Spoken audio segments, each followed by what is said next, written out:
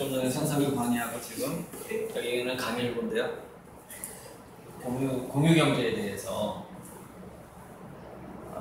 좀 선상에서 했던 것보다 조금 더 요약일 수도 있고 인원이 적어서 그러니까 이거죠. 공유 경제가 시작될 수밖에 없었던 거는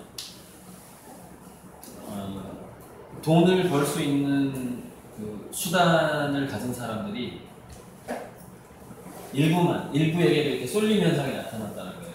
그래서 이런 거죠. 직업의 피라미드로 봤을 때 이 가운데 중산층의 직업들이 컴퓨터 자동화로 인해서 많이 없어지고, 그래서 이 중산층들이 돈을 못 벌게 되니까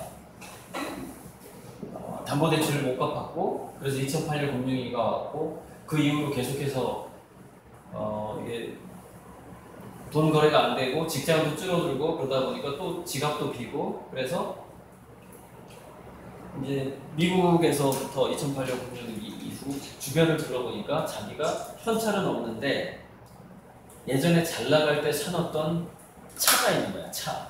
잘 나갈 때 사놨던 집, 잘 나갈 때 사놨던 고급 브랜드, 신발, 의류, 이런 여러 가지 것들이 있는데, 이 사람들이 그거를 가지고 중고 물품에 내다 파는 것도 좀 한계도 있고, 그래서 이거를 사람들한테, 그러니까 완전히 팔고 싶지는 않은 거지. 이거를 자기 차를 또는 자기 집을.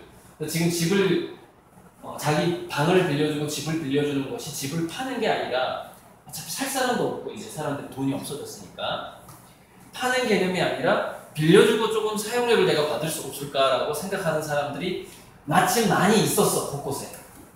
이렇게 항상 어떤 새로운 경제 시스템이 등장하기 전에 그 요구자들이 있어요. 그걸 필요로 하는 사람들이 있어. 그러니까 어디 여행을 갈 필요는 있는데 호텔비는 없는 거야. 이런 사람들이 있는 거지. 그래서 그런 사람들이 있다라는 걸 누군가가 빨리 간파를 한 거지.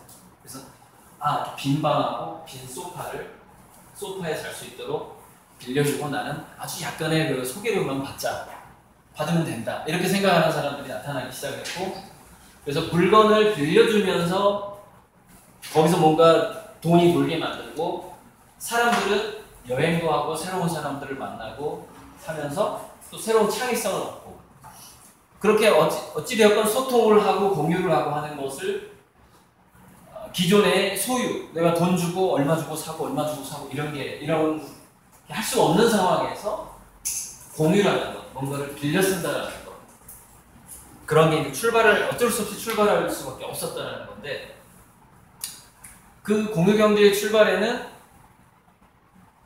좀 이런 거지. 스티브 잡스가 스마트폰을 만들어내고 PC를 만들어낸 거하고 인터넷의 개발. 인터넷은 미국에서 군사용으로 쓰려고 개발을 한 거예요.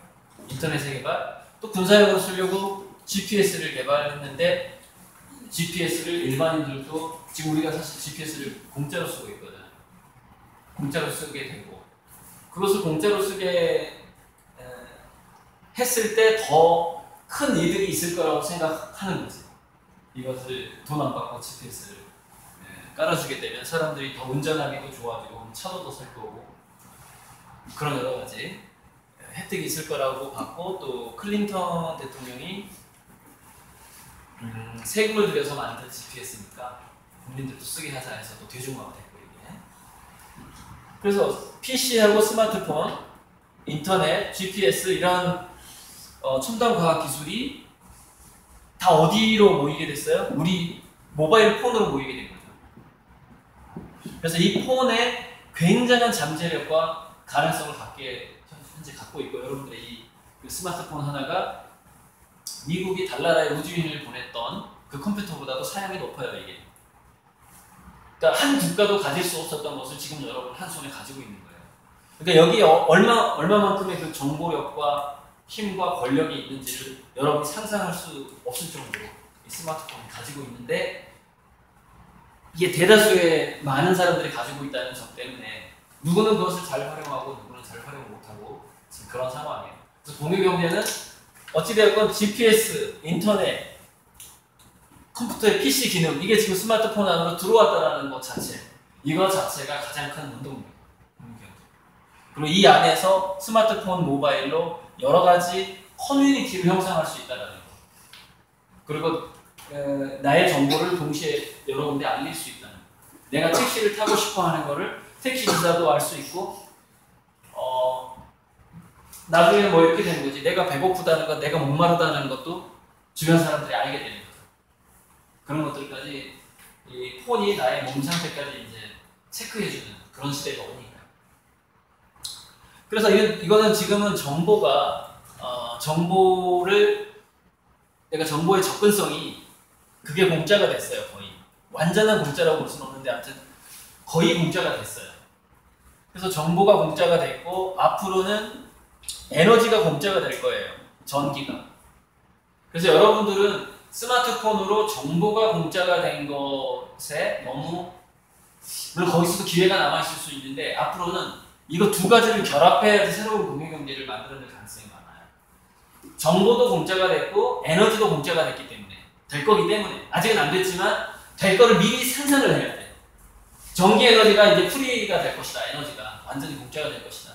이렇게 상상을 하고 그러면 그 공짜가 된 그 에너지와 정보를 가지고 나는 얼마나 많은 사람들을 도와줄 수가 있고 모아서 놓을 수가 있고 함께 뭘 해볼 수 있을 것인가. 그게 이제 공유경제, 새로운 공유경제 출발이 되는 거예요. 앞으로에. 이제 이런 게 이제 공유경제의 어떤 하나의 바탕이고 에너지가 공짜가 됐을 때 미래에는 지금 약간 꿈틀거리고 있는 게 뭐가 있냐면 이런 거예요. 인공지능이 사람들의 일을 다 하게 될 때, 복잡한 일이든 힘든 일이든 로봇이 다 하게 될 때, 그러면 우리가 이렇게 책상에서 공부해가지고 자기의 업무 능력을 지금까지 끌어올렸는데 이것 자체가 무용지물이 돼버리는 거거든요. 인공지능이 그걸 하게 되면. 그래서 유엔미래 보고서 2050에 보면은 앞으로 우리 지구상의 사람들의 실업률은 거기서 간단하게 얘기를 하고 있는 거야. 2016년에 16%야. 2020년엔 20%, 2050년엔 50%, 2100년에는 실업률 100% 사회가 될 거라는 거야. 물론 100%까지는 안 가지. 대략 98%에서 99%까지 가겠죠. 98%에서 99%의 인간이 할 일이 없는 거지. 미래에는. 그 우리 세대야, 우리 아마 120세에서 140세, 150세 어떤 그 의료의 특이점을 지나게 되면은 어쩌면 영원히 살게 될지도 몰라. 돈만 좀 벌면. 내가 죽고 싶을 때 그걸 자율수명의 시대라고 하는데 의료가 굉장히 많이 발달하게 되면 자기 자신이 죽고 싶을 때 죽게 된다는 거지. 외모도 100살이 넘어도 30대 외모로 계속 살 수도 있고 계속해서 우리 몸이 사이보그가 돼서 새로운 사이보그랑 사랑을 나눈다든지 또는 인공지능 로봇하고 사랑하게 될지도 몰라. 그리고 미래는 굉장히 다양한 상상이 존재를 해. 예를 들어서 왜 레즈비언 있잖아. 동성애도 여자와 여자가 결혼해도 아들, 딸을 낳을 수가 있어. 그러니까 정자와 난자가 만나야만이 이세를 낳는 공식이 깨졌다고. 난자와 난자에서 이거를 생식세포로 바꾼 다음에 결합을 시키면은 여자와 여자끼리도 자기만의 자식을 낳을 수가 있고, 물론 이제 남자와 남자는 인공 부화기처럼 대신 임신해서 아이를 키워주는 뭐 그런 게 필요하겠지. 근데 여자들이야 자기들이 직접 키울 수 있으니까. 어쨌든 그런 식으로 좀 지금 상상할 수 없는 그런 윤리와 도덕이 필요하게 될 거야. 무슨 우리 삶의 규칙 같은 것들. 그래서 지금 그런 것들이 이제 미래학자들이 많이 연구를 하고 있고. 그래서 가까운 미래에는 이렇게 되는 거야. 인공지능이 인간의 일을 다 하게 되고 실업률이 이렇게 올라갈 때는 가장 돈이 많이 되는 게 뭐냐면은 잘 노는 사람이 돈을 가장 많이 벌어. 인간들 중에서. 근데 인간의 감정을 즐겁게 해주고, 그러니까 노래 잘하고 기타 잘 치고 이런 예체능 쪽에 재능이 있는 사람들이 IT 기술에서 최고의 기술을 갖지 않아도 굉장한 부자가 될 가능성이 있는 거지. 왜냐면 일은 인공지능이 할 거니까. 물론 인공지능이 기타도 치고 즐겁게 쇼도 할 수가 있는데 인간들이 이런 게 있더라는 거지. 인간들은 자기랑 똑같은 한계를 가진 사람이 그 한계를 극복해서 고수가 된 거를 그런 스토리와 드라마를 좋아하더라는 거야. 인간은. 그래서 인간 고수들이 인간을 쟤랑 나랑 똑같이 태어났는데 쟤는 10대 때 막 이렇게 잘 놀아가지고 굉장히 노는데 고수가 돼 있는 거지. 근데 그 사람의 그 어떤 쇼를 좋아한다는 거죠. 인공지능 로봇이 아니라. 물론 나중에는 사람하고 인공지능 로봇이 구분이 안 될 때는 또 다른 검증이 필요하겠지. 제가 로봇인가 인간인가 이제 또 검증하는 시스템이 나오겠지. 아무튼 자 그런 게 있고 그 다음에 기존에 이런 게 있어요. 기존에 산업혁명 이후에 증기 기반 이후에 이산화탄소를 너무 많이 지구상에 뿌려놓은 거야. 인간이 지금까지. 그래서 지금 이제 파리 협약 이후에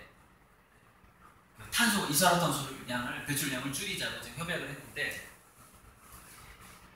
이게 기존에 배출된 거를 빨리 지금 흡수해야만 하는 상황이에요. 흡수해서 그 공기 및 탄소를 흡수해서 온난화가 더 안 되도록 하는 게 물론 온난화의 원인이 꼭 이산화탄소나 메탄 때문이냐 뭐 그게 아니다라고 주장하는 사람도 있어. 주기적으로 지금 올라갈 수밖에 없는 주기다 주장하는 사람도 있는데 대다수의 과학자들은 이산화탄소와 메탄 이런 온실가스 때문이라고 보고 있기 때문에 그래서 미래에는 자 인공지능 시대에는 잘 노는 게 돈이 되는데 이 잘 논다라는 것은 철학으로 놀 수도 있는 거야. 과학으로 놀 수도 있는 거고 꼭 이게 예체능만 생각해서는 안 돼. 철학 바둑으로 놀 수도 있는 거고. 그러니까 알파고가 이세돌을 이겼지만은 바둑 대회가 지구상에서 사라지진 않아. 왜 인간들의 대결은 계속 남는 거지. 자 그런데 이 이산화탄소 온실가스 문제 때문에 미래에는 탄소세라는 게 있어요. 탄소세. 그래서 탄소를 저감하는 사람한테 탄소 경제라고 그걸 부르는데 저감하는 사람한테 돈을 주고 탄소 배출권을 사가지고 나는 공장을 좀 더 돌리겠다. 그러니까 미래에는 몰래 공장을 돌려서 이산화탄소를 배출시킬 수가 없는 거지. 그게 다 검증이 돼버리니까. 다 검사가 센서링이 다 불 쪽에다 센서가 붙어버리는 거지. 그래서 함부로 이산화탄소를 배출할 수가 없는 거야. 그래서 미래는 어떤 상황이 발생을 하냐면은 나무를 심는 사람들이 그 탄소에 대한 어떤 권리를 갖게 돼. 탄소 배출권이라는 것이 생겨. 유엔에서 주는 거야. 유엔에서. 그러면은 나무를 많이 심은 사람한테 탄소 배출권을 공장에서 사가야 돼. 근데 지금은 전혀 상상할 수 없는데 나무를 심기만 해도 돈을 벌 수가 있습니다. 나무를 심기만 해도. 그리고 이제 가까운 미래에는 전기가 완전히 프리 에너지가 공짜가 되기 전에는 과도기적으로 전기세를 올릴 수밖에 없는 상황이 와 지금.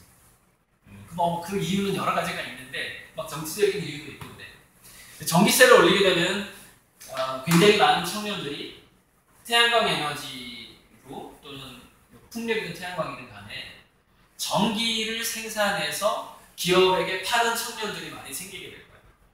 그게 이제 에너지 쪽에서 어떤 새로운 공유 경제가 생긴다고 볼 수가 있는데 아무튼 그런 거고 그런 일들이 막 벌어져 앞으로.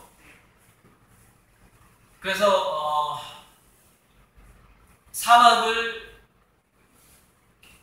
사막에서 이렇게 사막을 정글로 바꾸는 여러 가지 현대과학 기술이 필요한데 예를 들어서 거기 물이 공급이 돼야 되니까. 그런데 그런 거 말고 황폐화된 땅에 아주 좋은 나무를 골라서 그러니까 거기에는 이제 이런 것도 좀 알아두면 좋은데 우리나라가 아열대가 되고 있단 말이야. 그래서 자꾸 왜 한라봉 같은 것도 이미 여기까지 제주도에 있던 한라봉이 여기까지 상륙했단 말이지. 여기 대구에서 잘 자라던 사과가 강원도 고성까지 올라갔어. 그리고 또 재밌는 게 뭐냐면 대나무가 북방 한계선이 있는데 대나무의 북방 한계선이 계속 올라가고 있어. 이렇게. 그런데 대나무가 탄소를 흡수하는 능력이 굉장히 우수하다는 거야. 그래서 나는 앞으로 경기도라든가 이런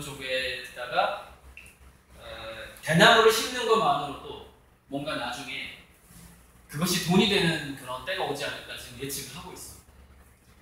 한번 그냥 들어두란 말이야. 나중에 어떻게 될지 몰랐는데 더 연구를 해야 돼. 여러분들이 공유경제 쪽에서 CEO가 되려면 공부해야 될 게 여러 가지가 있지. 그냥 자기가 전공을 한 5가지 해야 된다고 생각을 하면 돼.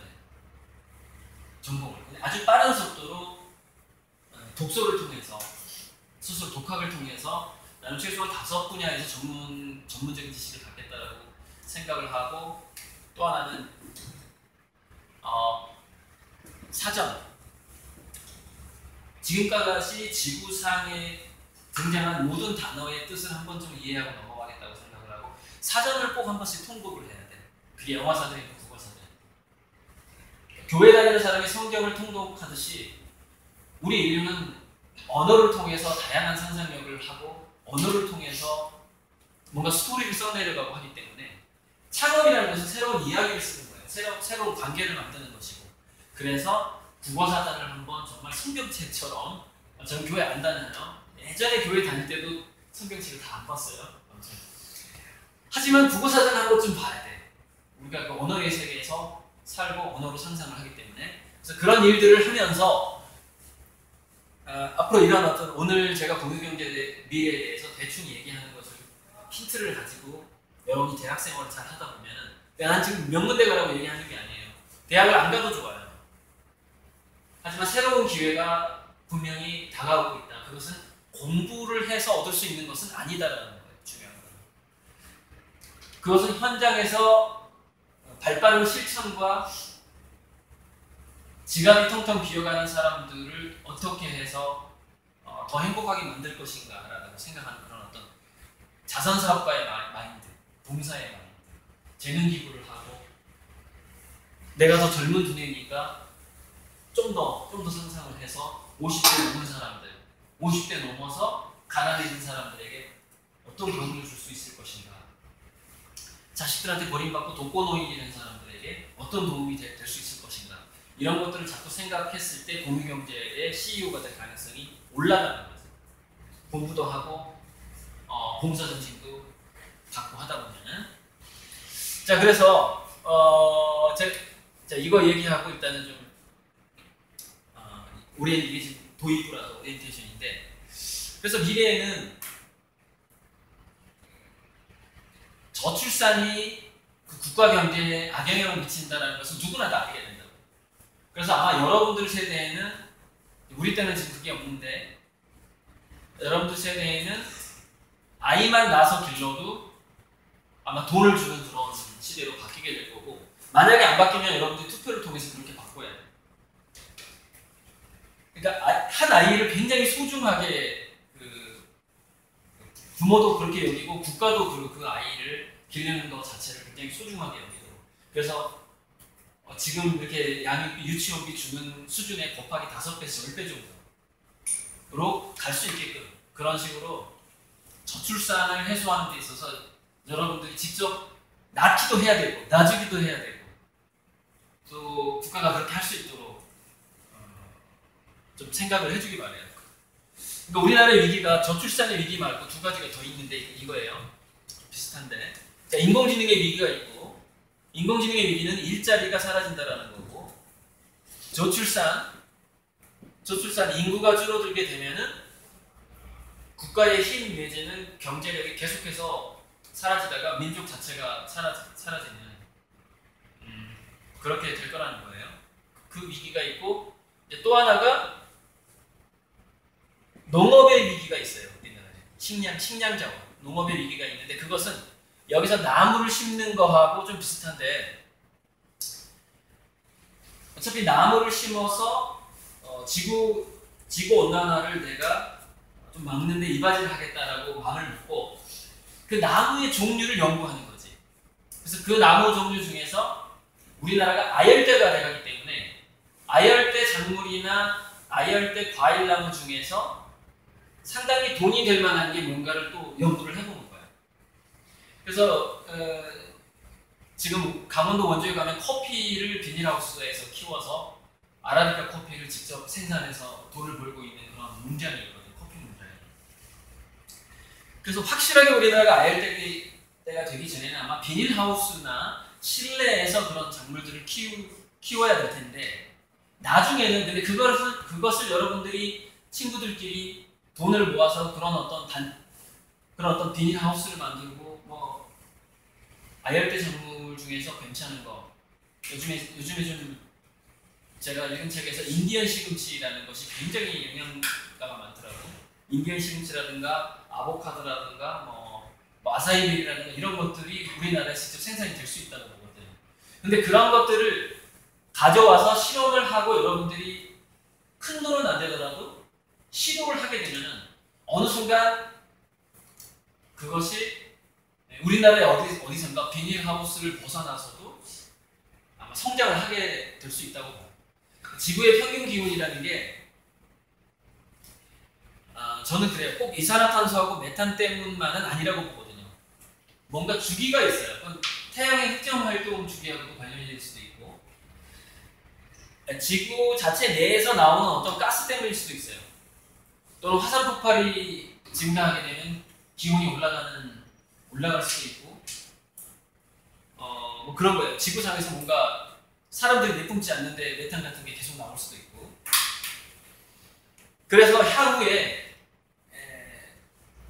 지구 온난화를 막는 것도 해야 되지만, 온난화가 될 것을 대비해서 온난화 이후에 어떻게 인공지능이나 로봇이 들어가지 않는 분야에서 내가 돈 벌 수 있는 것이 있을 것인가를 그것도 상상을 해야 되는데, 그것이 제 생각에는 아열대 작물을 조기 도입해서 그것을 연구하는 거라고 봐요. 좀 괜찮은 아열대 작물을 미리 연구하는 거. 그래서 농생명대가 지금 계속 경쟁률이 올라가고 있는 게 그런 어떤 이런 흐름들이 이미 알고 있는 거예요.